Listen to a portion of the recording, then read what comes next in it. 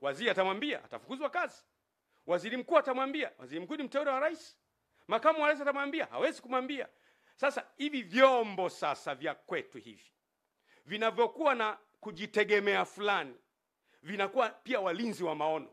Wana uwezo kwa unyenyekevu kumwendea mheshimiwa rais, mheshimiwa, tumekuja kwako. Sisi wakuu wa vyombo, maono ya wananchi ni haya.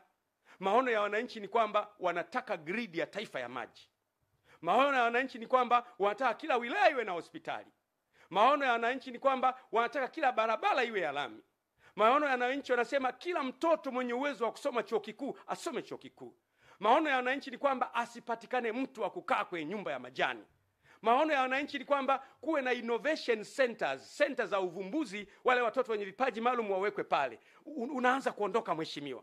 Hao watakuwa ndio walinzi wa maono. Vinginevyo, bila ya hivyo, tutaandika maono kwenye vitabu ambayo hatuwezi kuyalinda.